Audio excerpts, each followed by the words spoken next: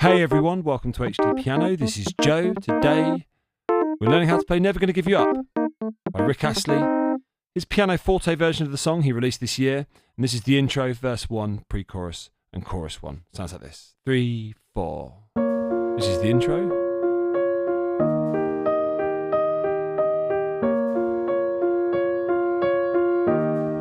And now verse 1.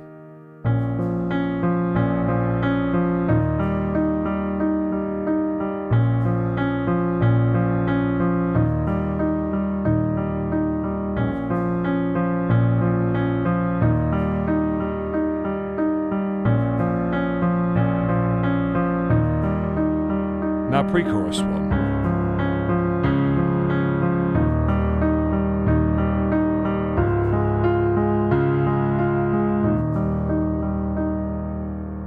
Now chorus 1.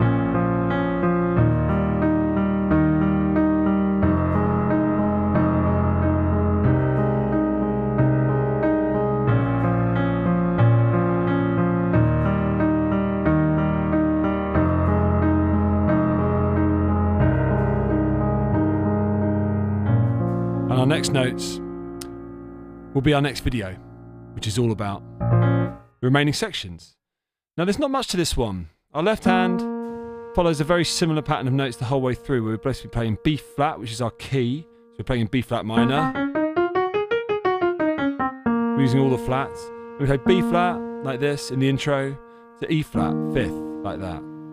And then B flat again. And this is for 4 bars each. And then when we go into our verse, we just play B flats here. We play sometimes 1 in a bar, sometimes 2 in a bar. Actually, I think in this section it's all 2 in a bar. 1, 2, 3, 4. And then, instead of an octave of B flat, just E flat 5th. So our hand position doesn't need to shift for that at all. Just like that. Nice and straightforward. And we basically repeat that the entire of the verse. Apart from sometimes E flat we play twice in the bar like that. So sometimes it's once, and other times it's twice. And then when we go to our pre-chorus, it's just octaves of other notes, which in this case is D flat for the first 2 bars. We play a very low octave of D flat and then very low octaves of E flat, just like that. That's the entire pre-chorus. And then the chorus, we're back to our original B flat to E flat, but then F to C. And then we just do that again.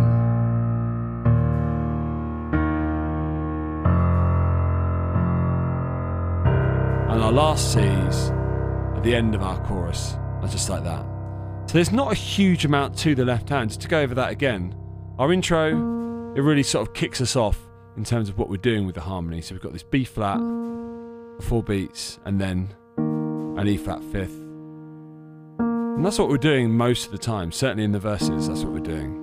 And then we go to the verse, and then the piano lowers, and we play these B flats times 2 to an E flat times 1, and then a B flat times 2 to an E flat times 2, and then 2 more B flats to 1 more E flat, and then 2 more B flats to 1 more E flat, and then B flat, E flat. And that's D flat low, D flat higher, and then E flat low. And that's the entire pre-chorus. And then we're back to more B flats and E flats. Apart from this time, because it's the chorus, we go F to finish off times 2, and then C. And we do it again. The B flats times 2, and then E flat, and then F, and then C's down low. Now I will be going over that again as we progress. You'll be pleased to know the right hand is even simpler. Now what the right hand is doing, really, just playing this interval of a 6th, okay, from D flat to F. Now that interval of a 6th, when you play it in B flat, D flat to F, is the 3rd degree of B flat to the 5th degree of B flat. So you're sort of playing a chord of B flat overall, like that. But instead of playing it like this, in a closed way, we're opening it up, we're playing the root note, the 5th note, and then the 3rd note up there. I call these tenths. And we go 1 and 2 and 3 and 4 and And then just move that shape up, that sixth up one space, with our E flat fifth down below. This is bar 2 of our intro. And you've got the root note and the third note in E flat, which is perfect. That's what we need. And we do that for a whole bar. And then we go back to our third and fifth note in B flat, which is the same sixth we started off with. And then the end of the intro, we just go up like that. Let's do that again. Remember this sixth, because we use it a lot in this piece of music. And it's not always going to apply to B flat either. That one always applies to E flat, but this one, not always to B flat. And you'll see what I mean now. That's the introduction anyway. Let's do it one more time.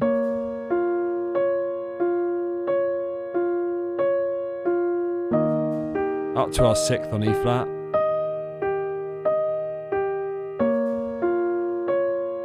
Back to our B flat sixth.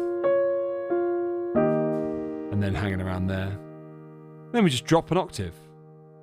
And we play 2 in the bass clef, like we did before in that, showing you the left hand intro.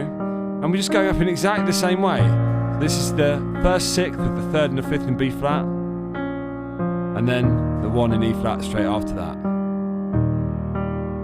And then we do it again, because this is bar 5 of our verse 1. Into bar 6. We've just gone up again like that. And bar 7. And bar 8. I don't even need to repeat that, because we've already learnt it all, haven't we?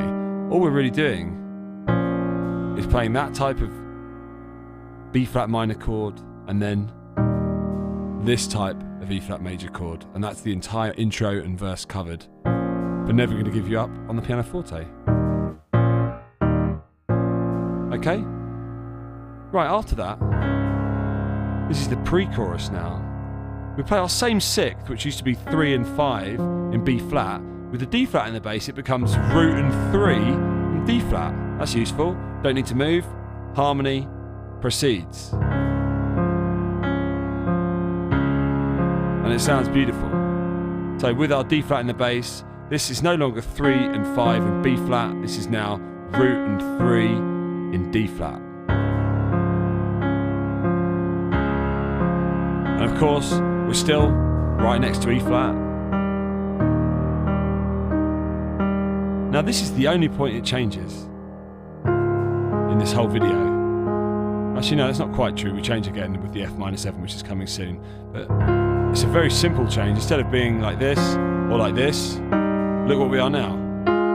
We've just gone up another step. We've gone up another scalic step. And instead of being root and 3 in D flat, we are now 3 and 5 in D flat, like that.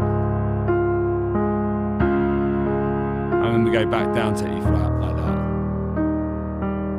I think I will show you that again. So that's D flat, and then to E flat, and then we go up again in the right hand scalically, still playing a sixth, the 3 and 5, and then back down again to E flat. And then we're into our chorus, which is our final section to teach you. We already know this bit. This is the B flat minor bit that we've been playing in our verse. And our E flat bit's very similar, apart from the left hand, if we go fifth and then octave halfway through the bar. And this is where it changes. So we've stopped playing a sixth, and we now play a fifth. And we play F in the bass. Now this F is the root, and this fifth is made up of the 7th and the 3rd note, the minor 3rd note of F minor 7, which gives you this sound.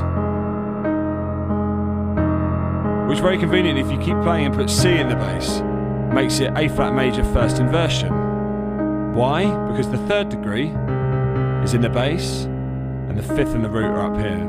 And this 3rd degree is why we call it its first inversion. So that again from the F minor. F minor 7, 7 and 3, up above, and then A flat major, first inversion, 3rd degree in the bass, 5th and root up above. Let's do that one more time.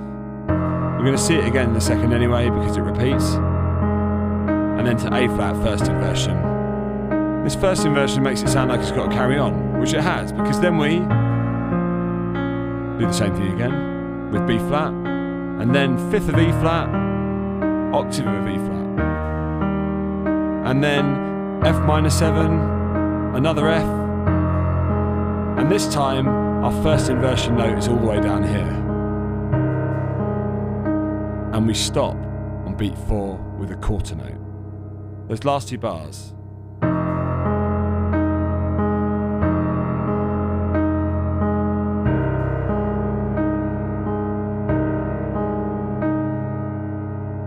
And that's it. All pretty straightforward, all pretty similar. We can do this. Let's hear it again. Here we go. At the proper speed. 3, 4.